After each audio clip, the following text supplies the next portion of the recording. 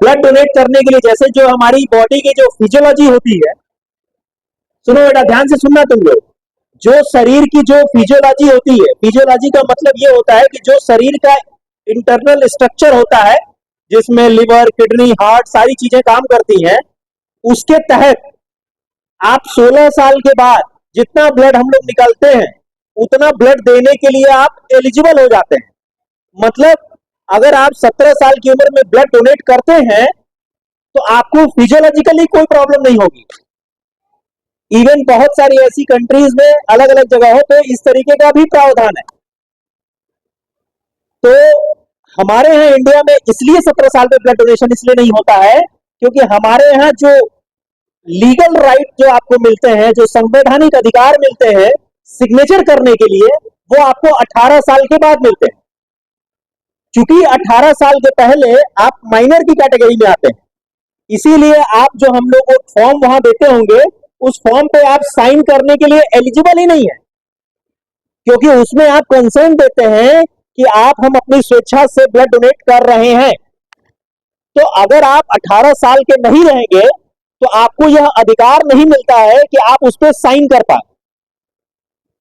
तो इसलिए जो है 18 साल में ब्लड डोनेशन हम लोग के यहाँ 18 साल से ज्यादा होता है। अब इसमें कोई ऐसा है जो बता सकता है कि कितने साल तक ब्लड डोनेट कर सकते हैं? और किसी को कोई जानकारी है? एक बच्ची ने सही बताया कि 60 साल तक डोनेट कर सकते हैं।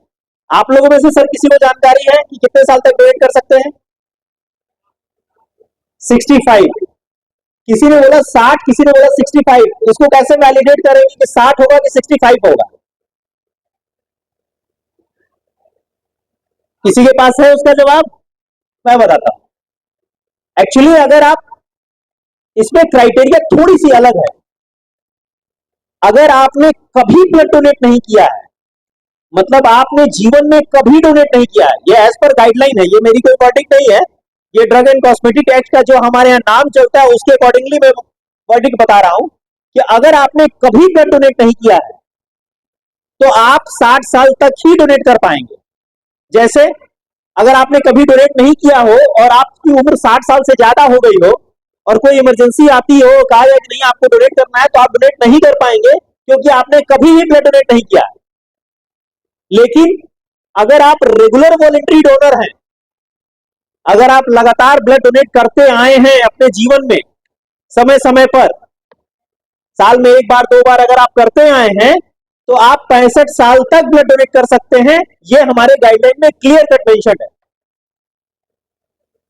तो इसलिए इवन बहुत सारी ऐसी कंट्रीज में जो यूरोपियन कंट्रीज है वहां पर एज की वैल्यू और ज्यादा है, 70 ईयर्स तक, कहीं 75 ईयर्स तक भी यूरोपियन कंट्रीज में कहीं कहीं गाइडलाइन में है, क्योंकि उनकी बॉडी की फिजिक, उनके यहाँ का टर्म्स एंड कंडीशन चीजें बिल्कुल अलग अलग है।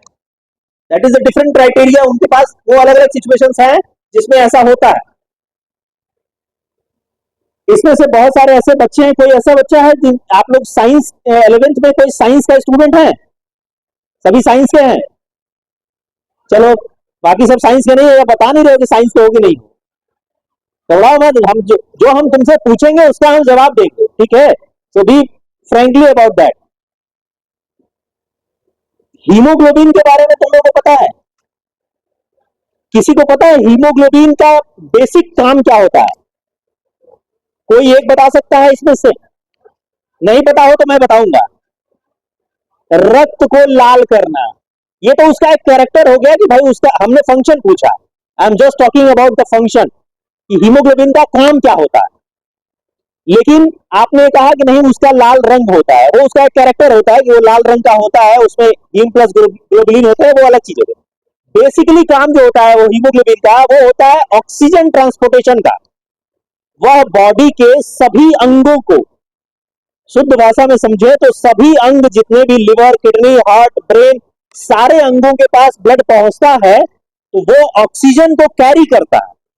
मतलब हमारे शरीर की जो जो रेस्पिरेटरी सिस्टम है, जहां से हमारे शरीर में ऑक्सीजन का सिस्टम चलता है, वो ऑक्सीजन उस ब्लड को वहां तक पहुंचाता है।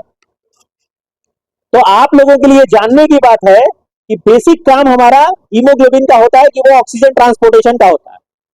तुम लोगों में से तुमने देखा होगा बहुत सारे ऐसे बच्चे जब यहां सुबह प्रेयर करते हैं तो बहुत सारी लड़कियां या लड़के कभी कभी ऐसा होता है कि चक्कर खा के गिर जाते हैं।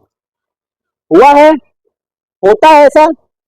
फिर क्या होता है, फिर वो जो लड़की या लड़का जो चक्कर खा के गिरा उसको थोड़ी देर लिटा देते हैं। लिटाते हो, लिटाने के बाद थोड़ी देर उसको पानी वानी मुंह पे मारते हो, फिर उसके बाद उसको थोड़ी देर बाद उसको समझ में आने लगता है अरे ठीक है अब तो। क्या होता है ऐसा, तुम लोगों को सिर्फ या आम भाषा में समझिए तो बस यही लगता है कि अरे चक्कर आ रहा है, गिर गया, उसको तुरंत लिटा दो। यही चीज वेसोवेगल रिएक्शन जब हम लोग ब्लड डोनेशन कराते हैं उसमें भी ऐसी चीजें होती है। उसमें क्या होता है कि जब आप कभी किसी को भी चक्कर आता हो, एक नॉर्मल भाषा में समझिए, क्योंकि this is not the my topic, ये मेरा टॉपिक नहीं है, लेकिन फिर भी मैं आपको जानकारी दे दूं। किसी को भी कहीं चक्कर आता हो और वो न्यूरोलॉजिकल डिसऑर्डर में उस पर ना हो, मतलब कि कोई उसको ब्रेन की बीमारी ना हो या कोई ब्रेन की दवाई ना चलती हो, उसके लिए सबसे बड़ा सिंपल फॉर्मूला है कि उसको वहीं लिटा दीजिए, उसका पैर थोड़ा ऊपर कर दीजिए, पैर के साइड से हल्का सा ऊपर करिए एंड ब्लड तेजी से ब्रेन में जाएगा and it will be normal with in a fraction of second. मतलब कि वो तुरंत में नॉर्मल हो जाएगा। क्यों? क्योंकि पैर जब उठाएंगे ब्लड का फ्लो तेजी से ब्रेन में जाएगा और तुरंत ऑक्सीजन ब्रेन में पहुंचेगा और तुरंत उसको लगेगा अरे ठीक हो गया। क्यों? क्योंकि जब उसके दिमाग में ऑक्सीजन की कमी होती है, सर्कुलेशन नहीं मिलता, वो तुरंत चक्कर खाए गिर जाता है। लेकिन ये सिर्फ हीमोग्लोबिन कम होने की ही प्रक्रिया में है। पता चले किसी को ब्रेन ट्यूमर है, उसको भी तुम उल्टा लटकाए हुए हो, ऐसा नहीं होता है।